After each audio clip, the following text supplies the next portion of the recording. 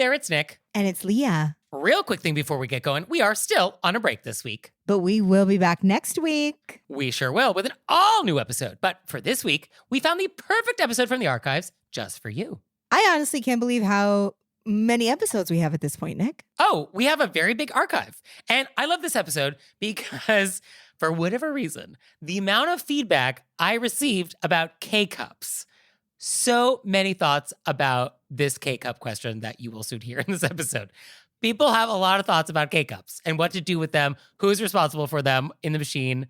Yeah, I mean, who knew? So many thoughts about K-Cups. I actually had forgotten how much it was. And then now that you brought it up, it's like, yeah, it's interesting how some of the things that we don't think are the things that people are going to be really passionate about. Yeah. Oh, I would not have put this in my top 10. Yeah. And then sometimes we have a question where we're like, oh, going to get mail. And then like, nobody writes in. It's like, okay, I guess that was cool. But yeah, K-Cups, you have thoughts. And also in this episode, toast. Let's talk about it. Let's talk about toast. And as a reminder, I love toast. Yeah, actually, I wrote down one of my favorite things is super white bread and butter. That's like the thing I want to do on vacation. When there is a communal toaster, which is what this question is about like what to do around a communal toaster.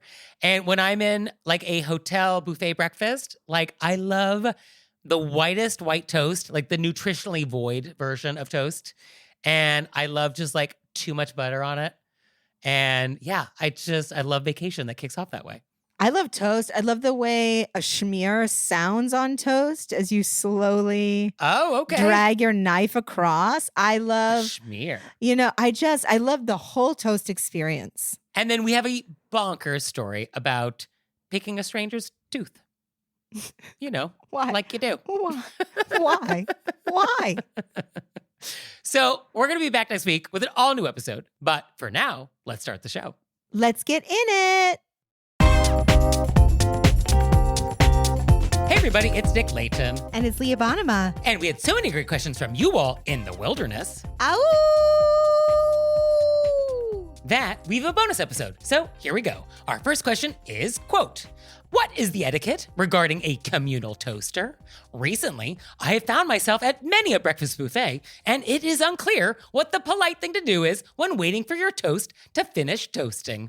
My impulse is to stand in front of the toaster until my toast is ready, but I don't want to be rude and take up space. On the other hand, if I go and sit down at my table while I wait for the toast to be ready, I don't want to give the impression that I've abandoned my toast and that it's fair game. I think this is a great question. This is a great question because at first when I got it, I was sort of like, well, I mean, just like be near it, but don't like be hovering over it. That was like my first thought. Like, how hard is that? But then I was thinking, it was like, oh, there's nuance. So what is your thought? Well, my first thought is I love toast. So this is a great question. Right. And that was my first thought. Like you want to be near because people will take your toast. There are toast thieves. Mm-hmm. They just think that toast came out and they can grab it. Yep. No. That is not for everybody. That's your toast.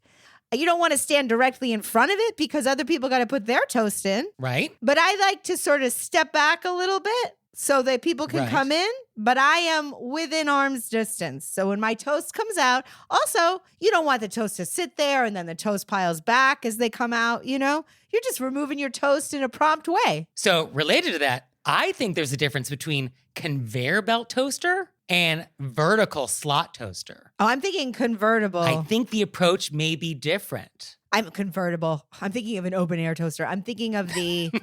Right. More of like the chain hotel, put it on the little belt thing. Yes. Right. So for that, it does feel like we do not want to block other people's access to the toast entrance.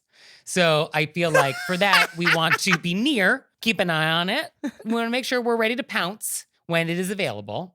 But when it's a vertical toaster, it does feel like maybe we want to be a little closer, right? Because we do not have to allow other people to have access because you are the only user. Assuming it's a 2-slot toaster. If it's a 4-slot, I don't know, that's a different conversation. Oh, if it's a 4-slot, all bets are off. I also like to have a prop so people know I'm awaiting toast. I have my little plate out. That's good. So they know I'm waiting. I'm primed. I'm not just standing there in the way. Blocking the cereals. Yeah. I have a purpose. Right. I mean, I guess as a toast observer, I want to know that you're on top of it.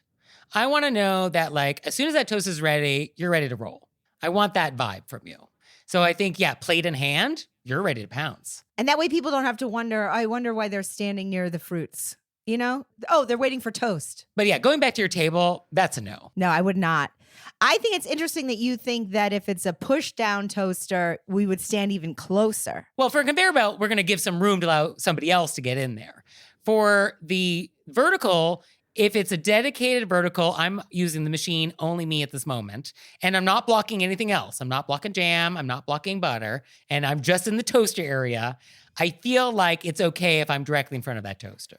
Right? And this is just a 2-toast toaster. Just a 2-toast toaster, and I'm just toasting 2 pieces of toast. I'm good with that. I think if it's a 4-slot, I think we'd want to step to the opposite side of where the open slots are to allow somebody to come in on that side with their toast. I'm good with that too. Right? I would want to identify there's available toast slots for everybody who wants it. I don't want to block the view. And at this, I would, as with the conveyor belt toaster, I would have a plate out so people visually see, waiting for her toast to pop up. Right. Yeah, I don't want anybody to think I'm just loitering. I don't want people to think I'm loitering by maybe I want to steal their toast. You know, no, I put toast in. Yeah. Okay, that's a good point. Yeah. You don't want to come across as a toast stealer. Although if you had a plate, you could be a toast stealer. I could still be a toast stealer. Right? That's yeah, true. That's the problem. They look just like everybody else. They do look just like everybody else. Okay. Well, I think you give a little space. I think we really covered have a full plan. Okay. For all the different kinds of toasters. Are there other kind of toasters? I feel like there must be. I mean, there's that kind of toast used when you're camping where you put it in like a... Oh, sure. What is that? Camping toaster, let's call it. A camping toaster, and you stick it over but then you are actually holding the toast. So right, then it's your toast. It will be clear. Right. It will be clear it's your toast. Okay. Great. So our next question is, quote, I am the boss at a small organization, and my tiny staff usually does a pretty good job of looking out for each other. But last week, one of my employees, let's call her Lisa, popped into my office to say there was a visitor and asked me if I wanted to say hello. So far, a fairly common occurrence. But when I stepped out, Lisa gestured to our visitor and said to me brightly, "Do you know who this is?" What? For the record, I did not know who this person was. Fortunately, I immediately dropped dead from shock and embarrassment, as one does in these situations. I drifted off into a soft, warm light where I could hear the voices of loved ones who passed before me, ready to welcome me to eternal, merciful heaven. Unfortunately, Lisa performed CPR, revived me, and as soon as my eyes fluttered open, she picked me up off the floor and asked me again.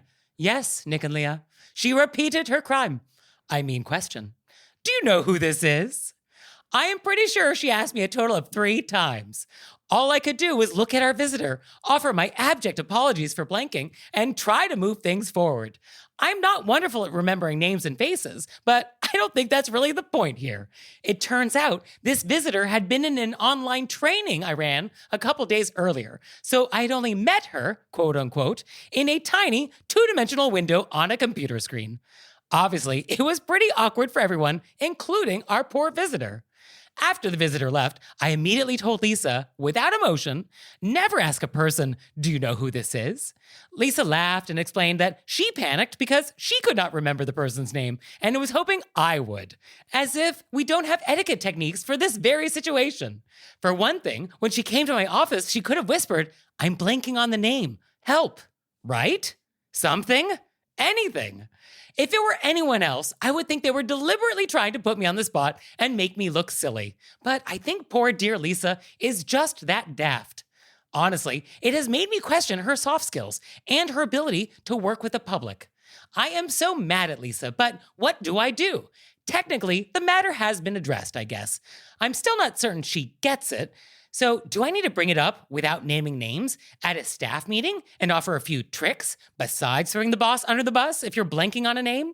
And if stuff like this is not obvious to my employee, what other cringe encounters wait behind every door? Do I need to start playing your show loudly in the office?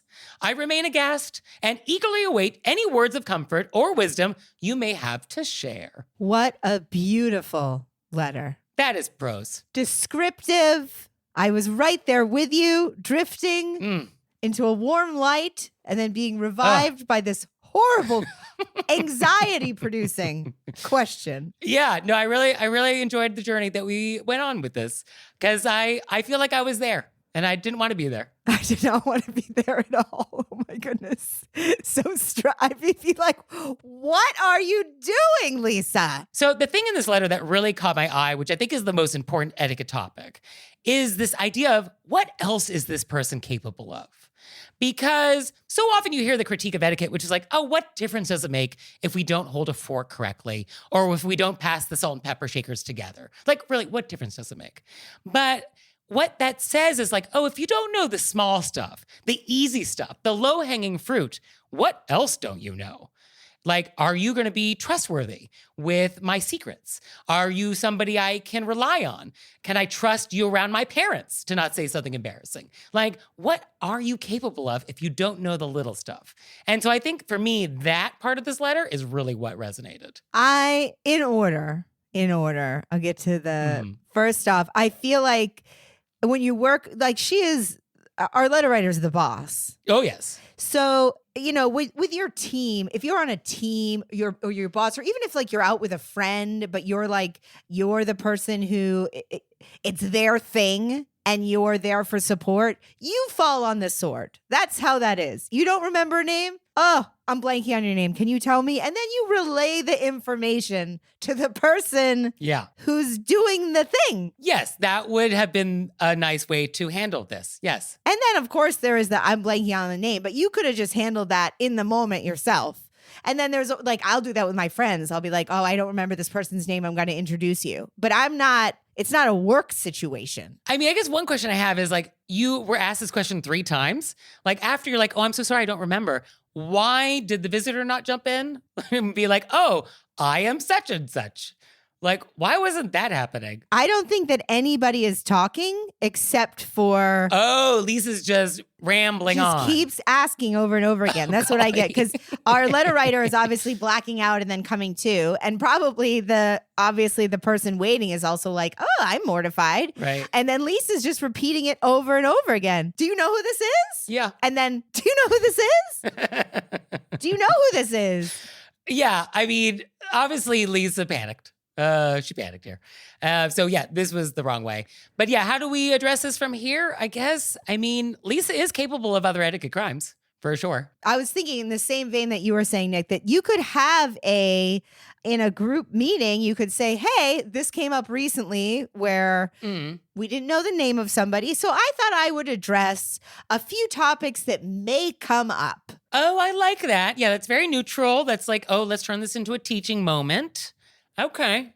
Yeah, I think a group etiquette at the office conversation, I think is totally allowed. Actually quite common in a lot of workplaces. So I think I would definitely address it. And I think we don't want to name names. Lisa will know who she is when we're talking about it. But yeah, we don't have to call her out in this meeting. And it should probably be an ongoing thing. Like etiquette is not a one and done. Like you only have to hear something once and then you get it forever. So maybe you just want to build in like 5 minutes of etiquette chat with every staff meeting. Yeah, could do emails. Oh, it's endless. Introducing people in the office. Well, I mean, it's like our show. You think we're going to run out of stuff to talk about? You could start having people send in anonymous letters at work, and then you could go over that. Oh, there you go. Yeah, set up an etiquette crime hotline for workers to turn each other in. I mean, that sounds healthy. But I think actually, yes, etiquette in the office, I think it is a good idea, especially if Lisa's a younger worker, she may not have the life experience to know how to handle every sticky situation. And I also get the idea that like, it's maddening that she just laughed and was like, oh, you know what I mean? Instead of being like, I get the idea of why I also would still be thinking about it. That's not enough of me that she laughed and explained she panicked. I would be like, no, do you get what you just did to me? Yeah, I mean, I don't think Lisa gets it. Yeah, I mean, I think that's a fair read. No, she definitely doesn't. And I don't think Lisa understands that now everything about her is now called into question. Like all of her judgment. Like honestly, if there was going to be a client meal, like, we have a client coming into town, we got to take them out to dinner. I'm only going to bring a handful of my employees to come with me. Lisa, I don't think would make that cut. I just had one quick idea. Okay. A quick idea of how our letter writer could set herself free. Oh, yes. How can she liberate herself from this? I was thinking, I've thought before that, when somebody does something where I'm like, how do you not know this? How is this not something? Right. What is wrong with you? They just haven't been presented that in life yet. And I am apparently the person who it's first presenting them with. And so that's what it is. And you are the person who's going to get to show these people how we introduce people. I mean, that is such a beautiful, such a lovely way to think about it. I think, me personally, I don't want to be the person to have to teach you this. Don't put this on me. Don't make me be the first person to experience this etiquette crime from you. It has to be the one to tell you no. But what a gift. I don't know. Sometimes you got to think of things in a different way just so it doesn't wake you up in the middle of the night. Yeah, no, I mean, I get it. Yeah, reframing it, that'll help you feel better about it. Yes, you are paying it forward so that this doesn't happen to the next person. And so you are helping society by trying to nip this in the bud. Okay, I mean, that's very nice. But it would not set me free. It's just like picking up cans when you're outside walking and you see them on the street. You think, I didn't drop that can. It's just like that. And you think, yeah, I want to leave it nice. Yeah, okay, yeah. So it's a lavatory in an airplane. You're just wiping that basin as a courtesy to the next passenger. Okay. So our next question is, quote, I am always uncertain on how to act when I'm sitting in the aisle seat on an airplane. Once we're pulled up to the gate and can remove our seatbelts, many people jump up and grab their luggage, stretch, etc., while there's still going to be a bit of a wait to get off the plane. I don't have a problem with this, as I get nervous about struggling to get my luggage when it comes my turn to start exiting the plane. So it's nice to grab the bag early to avoid this spectacle. However, is it correct or required for the aisle seat to stand as soon as we are free to remove seatbelts? I feel awkward remaining seated, as I feel like my entire row is now captive until I decide to stand. Recently, I did this and was shocked when the passenger in the row across from me proceeded to discuss how rude it is to stand and how it is just terrible etiquette to get up before the line starts to move at your location. I was so embarrassed because I was really standing to avoid the baggage issue and to give my row mates some breathing room while we waited. But when these people were just going on and on about how rude it is to stand, I didn't know what to do. What is the right thing for the aisle seater to do? I'm very upset with these people who were talking about you in front of you. So rude. So rude. I mean, not subtle, people. Not subtle. I actually had somebody recently talking about me when I was there. Okay. And I looked directly at them and I said, sorry, what? Because it's like they want to be able to talk about you, but then not have a conversation. It was an audience member at a comedy show. Because it's like, if you want to talk about it, let's talk about it. I thought I was being polite. You don't like it. Let's have a conversation, but don't talk about me when I'm right there. Yeah. Oh, that actually is super rude. It's so rude. You know, we have that running list going of just like some of the most rude behaviors that there are. I think that needs to be on the list. But let's put it on the I'm going list. to talk about you in front of you, but not to you. That I think is definitely on the top 10 list. And the reason I address it now is because it's happened to me more than once. And the times that I didn't address it, I ended up feeling bad about myself. Yeah. And you're not being the rude one there. And I'm not being the rude one. So now I just, sorry, what? And then it's like, say it to me. So that aside, because I mean, that was rude. These passengers are rude. Regardless of whether or not what you were doing was correct or not correct, this is not how we handle it. So that's rude, full stop, no questions asked. Now, I think a good question is, what is the aisle person's responsibility? When should you stand? How should that go? I think this is a very legitimate question, and I don't think there's necessarily a right or wrong answer. So let's talk through it. No, this is a hard one. Because at the same time, it's so like if we all remained completely seated and didn't even stand up to get our bags until it was our row, it would take, it's sort of like when you say you want somebody to know their order when they get to the front of the line. You should be ready to move when it's your time to go. Yeah, I think that is actually my big note for this, which is just like, if you're in the aisle and I see you in the aisle, it's okay if you're seated, but I just want to know that you are ready. As soon as it's your chance, you are on it. You're paying attention. You're not on your phone. You're not saying an email. Like, you are paying attention. You are ready to roll. So you aren't going to hold me up. So I just want to know that from you. So if you want to be seated or you want to stand, like, either way, it's cool with me. Just knowing that, like, there won't be a split second where you're actually making me wait longer than I actually have to. And so I think that's kind of where I'm at. Also, a lot of people stand up because their legs are just tight from sitting for that long. I stand up. I always stand up. Am I doing a rude thing? Why don't you tell me I'm doing a rude thing, person across the aisle? I would love for you to tell me that. I would love for them to tell you that too, and then for us to get it on video. I would do you know who I am? I would absolutely do that. Or you'll be like, I can't wait to talk about you on this week's podcast. Can't wait to discuss this to a global audience. Your name, please. Your name, please.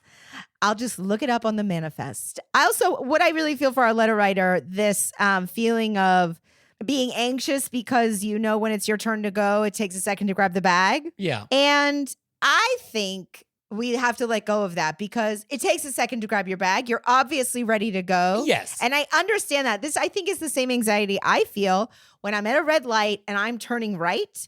And I like to wait until the light to go green, unless there's a wide space of cars. I don't like to squeeze in.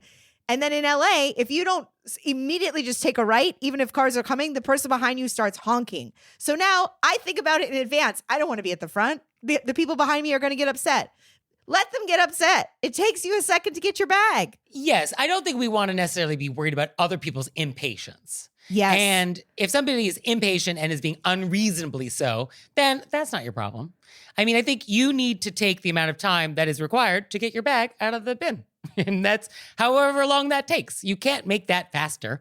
And so that's just what that is. And somebody behind you will need to wait for you to do that. That's just the deal. And so I guess don't worry about it. I think we want to try to be as efficient as possible. You know, let's not like make it longer than it needs to be, but it's however long it takes. So it is what it is. Because I'm sure our person's ready. It's not like they're like, oh, I just put my phone away and I'm still looking at this thing. They're ready. And however long it takes to get down your bag, that's not a problem. Yes. And if you need more time, you can always say, oh, you go ahead.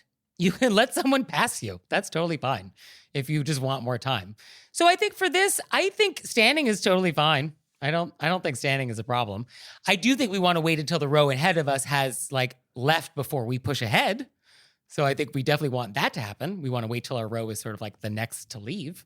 But the idea that you have to sit in your seat quietly, I mean, I don't know where that rule comes from. Somebody made it up. Also, a lot of people stand up and they get into the aisle and then they pull their bags down and then they have a backpack on and they're pushing into the people seated down. Sure. That's not good. But that's not what our letter writer is doing. Right. And obviously there's people who are tight on a connection. And I think you could just announce that. Oh, hey, I'm super tight on my connection. May I go in front of you? I pull down my bag. For sure. If that's actually true. There are people in the world who do use deceit to get off an airplane sooner than they should. I don't believe that.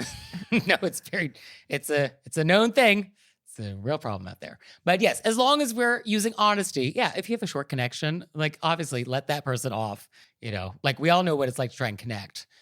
With a tight connection and like always in that anxiety. So much anxiety. I've definitely had people try to push past me that were just obviously didn't want to wait their turn. And that's really annoying. That's on my list of like, it's just like, come on. Come on, people. Yeah. Was one person worth it? You got ahead one? That's not even a second less. You feel better now? You know, some people just like to win. Little do they know they're going to lose in the long run. So our next question is, quote, my husband and I have a disagreement when it comes to using our coffee machine that uses K-cups.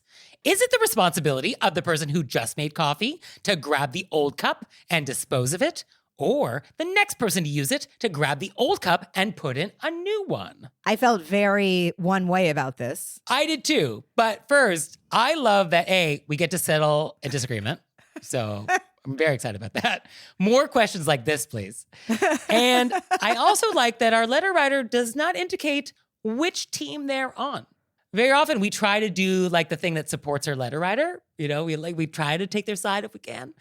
We don't know what side they're on. I do like that very much. So that's fun. But yes, it does feel like the answer is super obvious here. Imagine we say, well, we both think it's obvious and then we have opposite opinions. Well, I think what's obvious is you leave it the way you want to find it. So after you're done making coffee, you deal with your own K-cup. 100% agreed. Okay. 100% agreed. Right? And so then I was thinking like, okay, clearly there is somebody else in this scene who feels differently. And I was trying to think like, in what world are you justifying leaving a K-cup and getting moldy in this machine? Like, how is that working for you? Like, what is the justification? I don't know what the justification is because I came in firmly on the other side. No, but I mean, can we not try to think on the other side? Like, what are they thinking? How are they justifying why leaving this in? You have to open it anyway to put a new one. Okay. It pops open. Right. Right after you, and then you put in the new one and you close it, and then it warms. I don't remember the exact, but it has to you pop open. You have to close it. So maybe they think you have to pop open and close it anyway. Right. So because it's now being popped open, we're only doing that once rather than twice. Okay. But then, all right, I'm the second person to use this machine. I've made coffee. Am I going to leave my K-cup in until tomorrow when you make coffee the next day? Is that the natural logic here? It would be. Unless you're making coffee all night long, that is the natural logic. So then I guess the question is, like, do you want a K-cup sitting there for 24 hours? And I've seen K-cups get a little moldy, and like, that's not fun. I got it. Okay. When you open it and close it, I think the water thing pops open in the back. I've seen those machines. Okay. All right, go on. That's usually like the single serve at like a hotel. Right. You open the K-cup thing, you close it, the water thing opens. So you're following the order. Then you pour the water in, then you close that, then you heat. So maybe they're thinking, I don't want to pop the water thing. I'm just going to wait till you got to pop it. I see. Okay. So does it depend on the model of machine? No, I'm not going to go down this line. No, I think. No, I still think it's the other one. I'm just No, playing okay. Oh, you were, I was being lulled. I was being lulled into this. But no, I think we want to leave it the way we found it. It's sort of like the ice cube tray. You know, if we use the last of the ice, then let's refill it before we put it back in the freezer. Definitely. Right? So I feel like I think that's what we're going to do here. I mean, maybe there's a whole other argument for leaving it in that we don't know about, but I can't think of, besides the thing popping open. Maybe we're worried that the K-cup machine itself is lonely without a K-cup in it. Oh, that's okay. Okay. Yes. No, I think this is a working theory. Yeah. It feels like it's not. It's filling that void. Yes. That we all have. Yeah. If only I could fill my void with a K-cup. It's like, where is my K-cup? I am not whole. Oh, K-cup is a metaphor. Oh, okay. All right. Well, then, letter writer, that's your answer. So our next thing is a bonkers. Bonkers. And it's, quote, I am in a social club at my university, and we recently all went out to dinner as a group. It's a big group, and I'm not close friends with everyone, but we're all friendly. After dinner, we were waiting together at the bus stop and just chatting. One of the girls next to me, let's call her Lisa, is new to the group and is one of the members that I'm not close to. I've maybe spoken with her twice. As we're waiting and talking, Lisa turns to me privately and says, I just wanted to let you know you have something on your tooth right there. I thanked her for letting me know, tried to quickly wiggle it free, then asked her if I got it. Lisa waited a beat and then said, oh, let me just get it. She then proceeded to try and pick my teeth with her nail. I was flabbergasted. This isn't something I would expect from a close friend of many years, let alone a relative stranger. Bonkers. Bonkers. I could just imagine our letter writer, like when we realize what's happening, like your eyeball, you know, when you're just like, you're sort of like still you're coming keeping in. your mouth open, but you're like, what is happening? I mean, whoa. I mean, how wonderful. What a wonderful bonker story. I mean, this is so great. I mean, this is terrifying, but what a great thing for our show. You're like, did you just touch my mouth? Right. Or even if you didn't make it that far, did you just attempt to touch my mouth? Oh, they picked her teeth with their nail. That was a full. Oh, yeah. I guess that is the conjugation there. Yeah. She proceeded. Yes. Yeah. Proceeded. That sounds like she was successful. She got in there. Wow. I mean, wow. Well, I mean, that'll teach you to dine with this person again. It's that visual when you're like, something's happening that you're sort of can't believe is happening. So you're just sort of like, and then there's just a stranger picking your teeth. I mean, the tooth thing though, also, that is like next level. Like a level below this would be like, oh, there's like something on your cheek. And as a stranger, I'm going to reach out and like brush something off of your person. But then now you're in my mouth. That's a whole other level. You're like, are we dating? Are we birds? Are we? That's also what I was thinking of. Now we're birds. This is wild. This is totally bonkers. No, I just wish we could access security cameras because I'm sure that our letter writer had an incredible facial expression. But also, Lisa, what is going on in Lisa's head where she's like, you know what's a good idea with this person I don't know that well? I'm just going to pick their teeth. Also, people don't worry about germs at all. That is the least of my problems in this story. Oh, really? That's my top problem. Yeah, I actually wasn't even thinking of the germ thing. I was just thinking of your finger is in my mouth and you're scraping my tooth. That part is what bothers me. Yeah, whether or not there's bacteria also, that almost feels immaterial. It's just you're scraping my tooth. I think all of it's a problem. All of it's very odd. Yes. So thank you for sharing this wonderful Bonkers story. And you out there, do you have a Bonkers story for us or an etiquette question, a vent, a repent? Send it to us. Send it to us through our website, wereraisedbywolves.com, or you can leave us a voicemail or send us a text message, 267-RBW. And we'll see you next time. Bye. Bye.